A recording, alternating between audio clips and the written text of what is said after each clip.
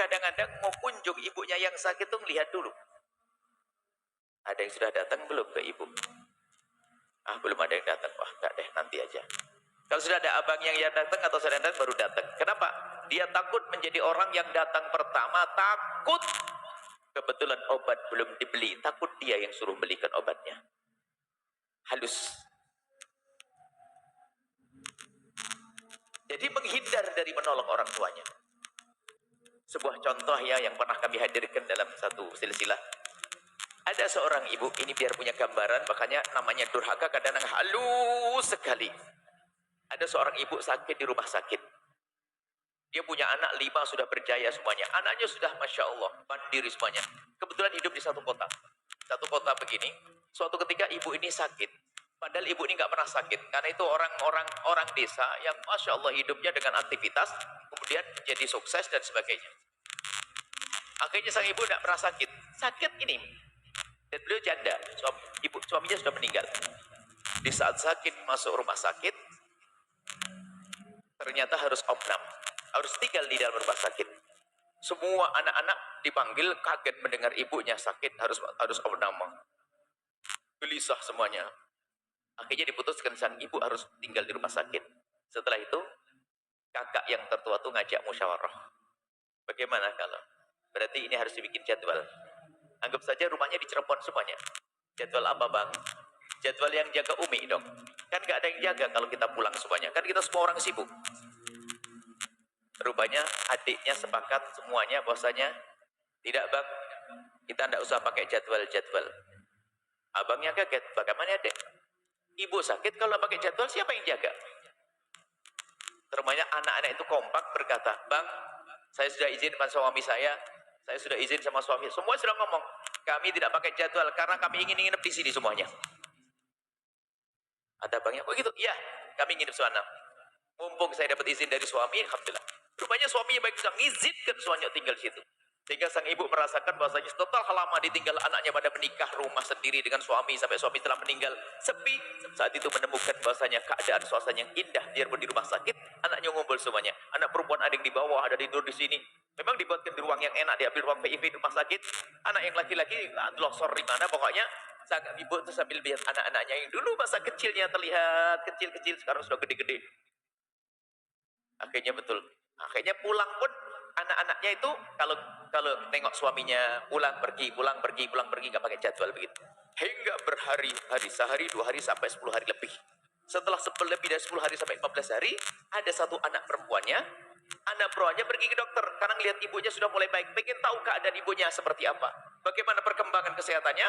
Rupanya sang dokter dengan jelas menyampaikan bahasanya ibumu sudah oke. Ibu yang baik, ibu. Karena sudah jadi ibu-ibu anaknya ini. Bu, ibunya ibu sudah baik. Dan ibunya ibu boleh dibawa pulang. Alhamdulillah. Sudah bilang, iya sudah bisa pulang. Alhamdulillah. Sebelum keluar, tenang bu, sebentar. Tapi bu, bisa dibawa pulang sekarang, tapi mohon bu, selesaikan obatnya. Itu saya lihat masih ada obat satu lagi, biar tuntas besok pulangnya. Begitu, baik pak. Keluarlah sang anak tadi, yang sudah jadi ibu-ibu juga. Pulang, memberikan kabar gembira kepada ibunya.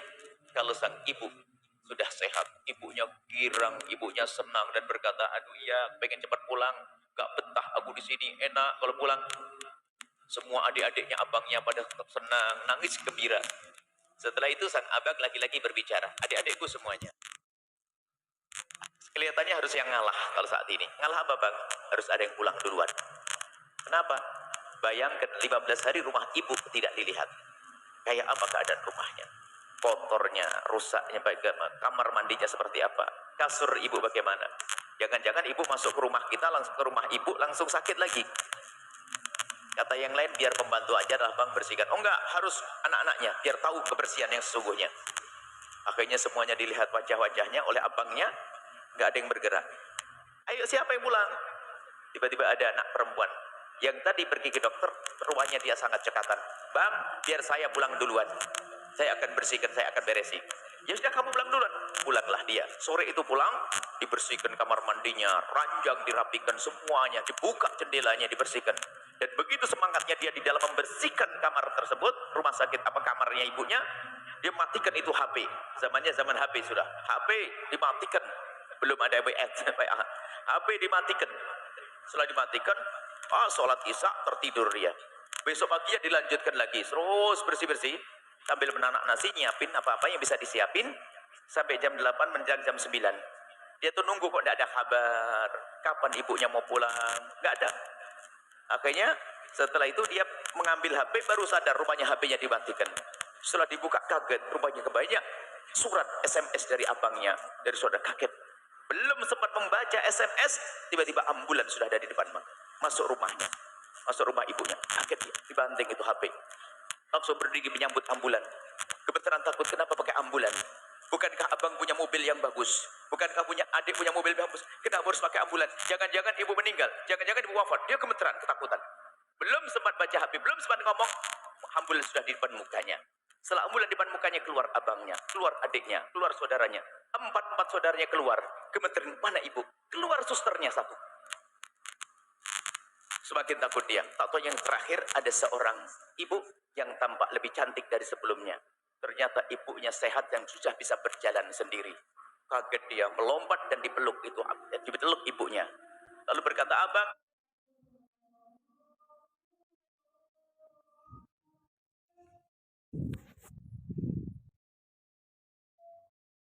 kenapa kok bikin kaget? Kenapa harus pakai ambulan? Kenapa kok tidak pakai mobil pribadi?